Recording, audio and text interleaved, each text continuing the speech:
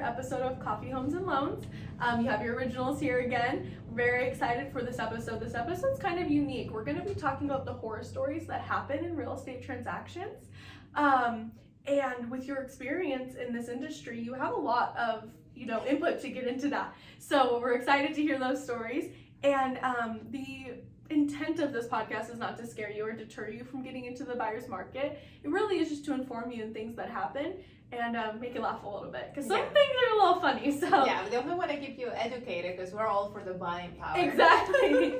All right, so how long have you been a loan originator? Yeah, I don't think we have actually covered that. So I've been doing mortgage loans since 2015, so I'm almost getting to my 8th year. And just a little background story, I started as an assistant for a loan officer that had been doing this for like 20 years. And the first company that I worked for, the branch manager, she was amazing. She would look at the guidelines and figure out how to structure a loan. So I would just go and sit in her office to absorb all that information, how to calculate that income that is not consistent, how to do loans for hairdressers that sometimes they get paid cash, and how to do loans for people that work at the casinos and they're getting tips and things like that. So I learned so much information, and I think that's why it's so important to always join a team at the beginning to see everything that comes in. And then when I felt ready, I just kind of went on my own. But it's been almost 8 years, as old as Valentina. Wow, so 8 years is a long time. So we understand that there's changes that can happen when you're buying a home, from traveling, or if you're coming from another country into our country, unexpected job changes. You could lose or get a new job. You have family emergencies. There's so many things that can happen here. So why is it important to ask questions, such as if I live in another country when I buy a home? So what questions are important to ask there? Yeah, so when you are in the middle of a transaction, you want to, it's always better to ask. Like, for example, if Home Depot and Lowe's, they have a special on a washer, dryer, refrigerator, and a stove deal, and they're like, all you have to do is run your credit, there's no interest, and you can pay us later, and you're about to buy a new house, and it's like a for sure approval, which with us you will have from the very beginning. Then you're like, I want to get it, it's such a great deal. But call your loan officer and ask the question, is it okay for me to open a new credit line? Most of the time the answer is going to be no, because we don't want any new debt to be added. It causes a lot of paperwork. Once it comes in, we have to do credit supplements. So that's a great example that a lot of our buyers run into, that they just think they're going to put something in credit, and because the loan is already approved, it wouldn't affect it, but it always does. Gotcha. Yeah, and we have, going back to the horror stories, we have had transactions that were delayed, were canceled, or the houses were just lost along with their earnest money because they didn't ask the question, can I get this on credit?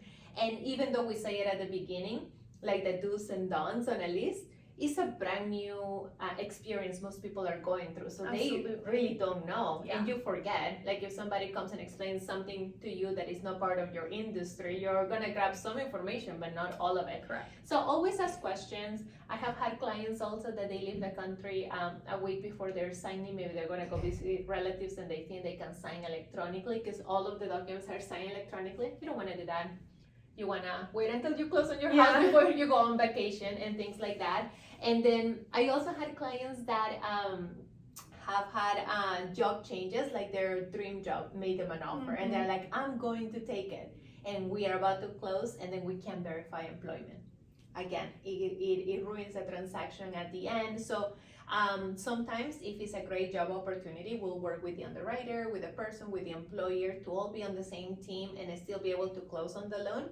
But again, it's preferred that you don't change jobs or the things like that. Yeah. So when a lender and a realtor work together on a timeline, or they're adjusting contract dates, what can we run into there? Yes. So in a contract, you're going to have different days. The first one is your due diligence. That's the time that is set for you to drive by the neighborhood, drive by the house, day, night, do your homeowner's inspection, your roof, mold inspection, whatever inspection you want to do and want to pay for, and decide whether or not this is a house for you. once you're past your due diligence period, we have your appraisal contingency that is part of the contract. So as the lender, we're required to get the appraisal report with the value of the home and whether or not it's safe to live in it, and if the home will qualify for the type of loan that we're doing with a certain time period. So we gotta make sure that we meet that contingency, because if we don't, and you're buying a house for 200,000 and the house appraises for 190, now you gotta pay the gap difference if the seller doesn't want to reduce the price. So it's important to get it done before that time period.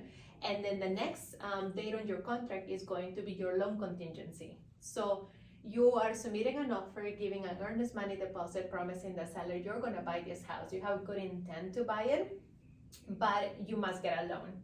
And you are depending on a bank to approve you and the house.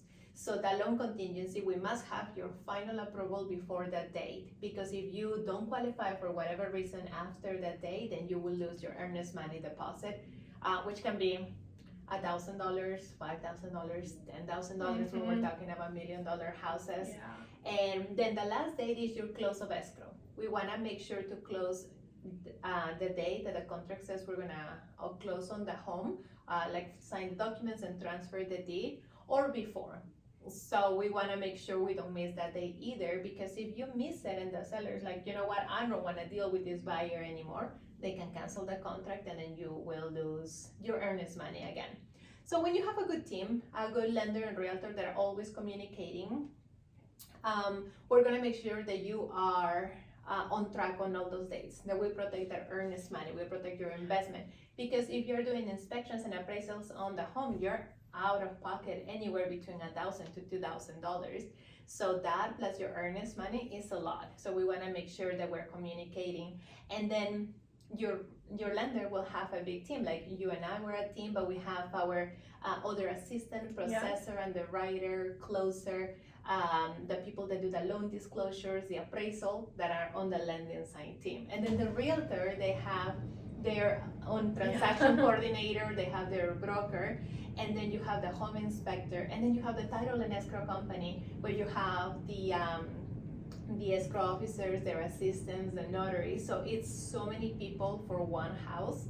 So mainly your realtor and your lender have to make sure to keep that communication. Absolutely. And you did mention, the earnest money, which is a horror story in itself. If you lose that, that's just awful no matter what, because you have this money that's going towards your dream home per se, and obviously the money's going to certain places for a reason. There's not a surplus, so that gets really tricky. So I do know that we got close to the end of one of our transactions and something did fall through. So what was that horror story? Yeah, that's one of my very first transactions, where the client just happened to quit his job before closing and he didn't tell me. So I didn't know. We had already everything approved. We were about to sign the documents, and the lender will always do a verification of employment at the end. Yeah. So they went to verify employment, and turns out Mr. So-and-so was no longer working there.